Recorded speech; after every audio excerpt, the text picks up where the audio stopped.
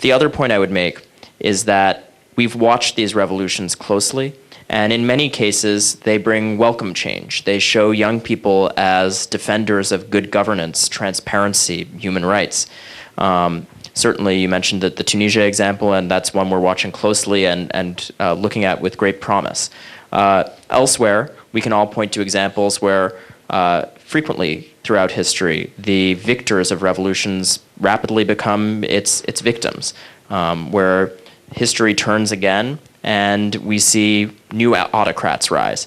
So I would say that the answer to that is making sure that the courage that's required for revolutionary instincts can then also be channeled into building and supporting lasting institutions. When I talked about people returning to their communities to invest in them in a long-term way, that is just as important as tearing down and starting over. So to your question about whether change is needed here in Algeria, certainly on a range of the issues we described, economic, social, change is welcome in various incremental ways, as change is needed in the United States, as we all need to be defenders of positive change in our communities wherever they might be. So I don't want to gloss over those issues or make light of them. But I do think that there is an opening to press for reform without necessarily having that look like a revolution. What it looks like exactly is going to be up to the young men and women of Algeria. Not something that the United States or anyone else from the outside can describe to you.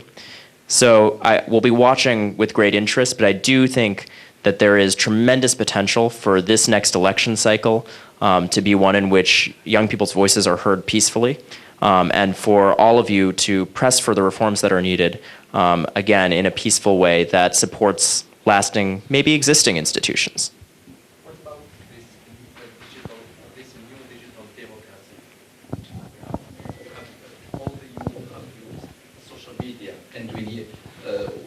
See this after this Arab revolution, we see this kind of democracy, digital democracy. What do you think about this new democracy?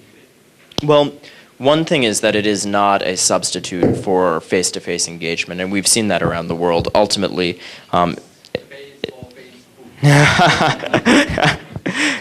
it's funny, talking about social media in her youth speech the other day, Secretary Clinton said, my late mother used to say, "What's this about faces on the internet?"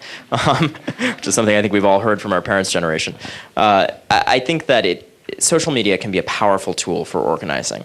Obviously, it's been a catalyst for much more rapid social change in a lot of places where in decades past it took years and years to instigate change, and now it happens overnight. So that can be a powerful tool for good, but the point I was going to make is that ultimately each of you, and I myself in my community in the United States, need to go forward in person, to assemble in the ways you're going to assemble, to start the organizations you're going to start, and to make real-world change. So I would say that the answer is to use those new tools, but not to view them as a substitute. You talked about the importance of education and the training outside Algeria, Yeah. particularly in US or America. I think that the problem is not in receiving education, but the problem is that how these young people, or as you said, this bottom-up focus on youth. The problem is that when they come back to their countries, how they can carry out their ideas without in their societies.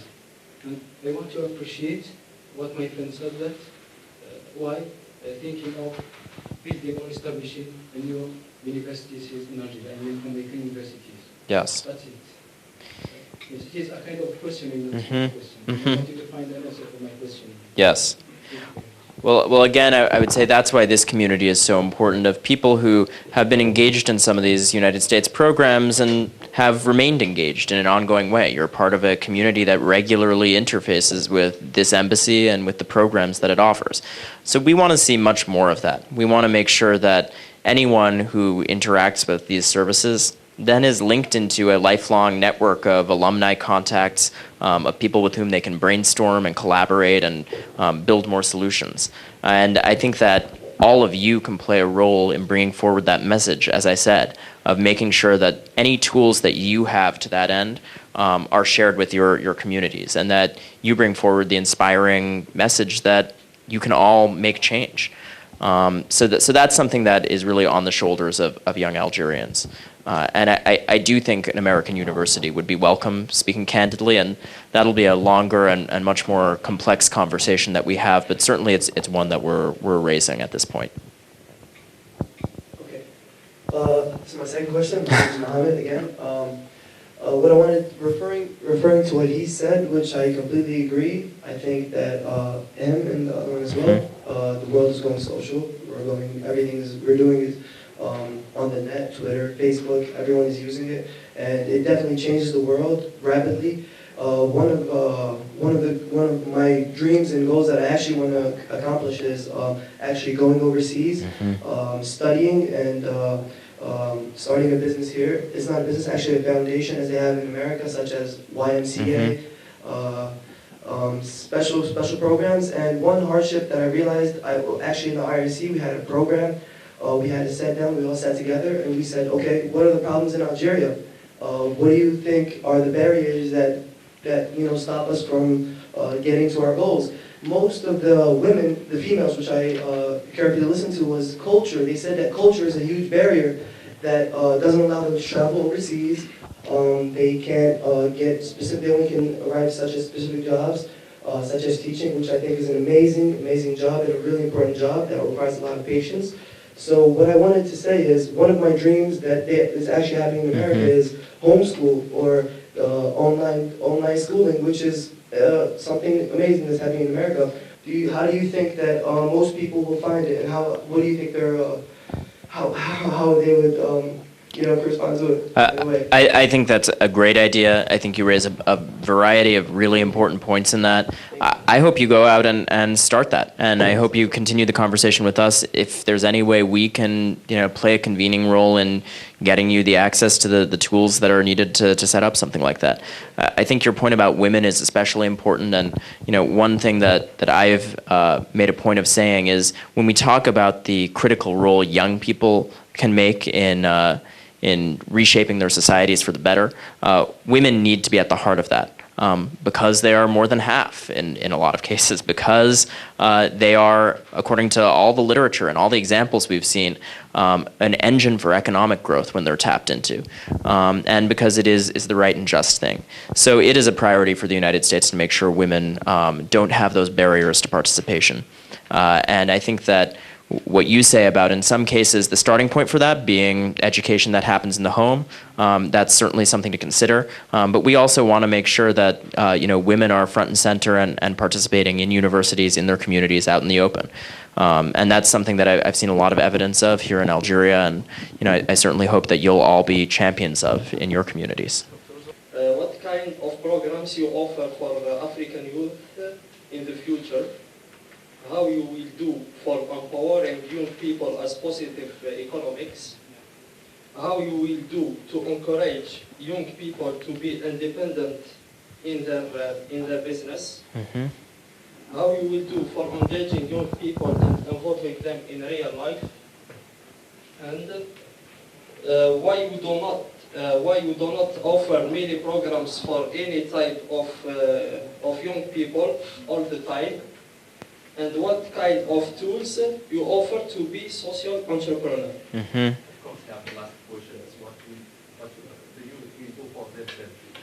Right. Well, I think all of those are very good questions. Some of the programs that I've talked about speak to those needs. We are focusing around the world as a very serious priority on launching more programs for young people. So to your question about why historically we haven't focused on youth in our programming, I think that it is true that there are times when we could and should do more, but I do think that this is right at the heart of what the United States is doing and standing for right now. And the fact that we are having this conversation right now is one of the products of that. Of course, talk isn't enough. And that's why those programs like Tech Women and Tech Girls, like some of the entrepreneurship fostering programs that we have right here, like the civil society strengthening programs that we engage in, are so important. And that's why we want to use our strength as a world power and our relationship with our colleagues in the Algerian government to advance the goals and the needs of young people. And as I mentioned, I just got out of some very tough, very serious conversations with the Algerian government today about how they can fuel more economic growth and more job creation for young people. How loans to young people can be as effective as possible in this country. So I think that it is a multifaceted answer, but we're pushing ahead and trying to make progress on all of these things. And to the point that we had from over there, it is absolutely the case that as we work for you and with you, we also want to ask you, what can you do for your communities? So we hope that we'll see that answer lived out in the work that all of you do going forward, and I hope that you'll continue to engage in this conversation.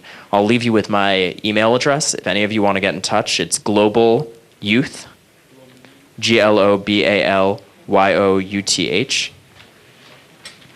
We'll also be putting more information up on the embassy website, which, as I mentioned, is algiers.usembassy.gov. Global Youth at state.gov.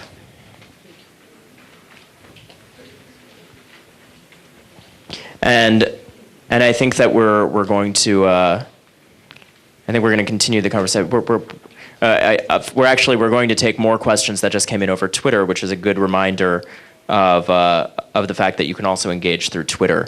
So I'm Ronan Farrow, and also the embassy has a very vibrant feed where we're trying to keep dialogue alive. So I think we're going to end the Q&A, and if we want to socialize a little bit more as I head out, we can do that too. But I really want to thank all of you for your time and for coming. I feel I learn every time I talk to Algerian young people. So again, all right, let's hear one more. Thank you. Of course, you are here about what Secretary General of Of course, you are here about what we have launched recently, Secretary General of the United States Nation, Mr. Algerian, about UN Office of Dedicated for Youth. As special advisor, what do you expect, and how do you think that you as government will help this office dedicated for youth? It's important. Very important. And they have started. I have a meeting in 15 days in Nairobi. Wonderful. Yes, and I'll be there in Nairobi. It's a very important priority, and I've been one of the people at the table really pressing for change in the United Nations system on youth. And if you look at the outcome document of the Oslo negotiations that led to the creation of what he's referring to as a special representative to the Secretary General of the UN, that was a recommendation that the United States, through me and some colleagues that I brought with me to those negotiations, made. So it's been a long process of talking about this change in the UN system, and I met with Secretary General Ban Ki-moon about 2 or 3 weeks ago, and he is committed to moving forward on that. It is certainly a complicated system to engage in, as you know very well. There are a lot of obstacles, and it is a large bureaucracy, but I do think that the leadership there is very committed to trying to get young people at the table, much in the way that the United States has been so committed to it. So it's an important area, and it's one that we're watching closely, because we want to make sure that as we engage young people and as you all go forward and build your own solutions, we're doing the work of engaging the international community. And the UN is a very important place and platform to do that. All right, thank you. So we can mingle a little bit as I head out. And then I'm going to take more questions, as I said, that came in over Twitter. So I hope you'll all contribute to that, and we'll have a rolling dialogue. Yeah, great.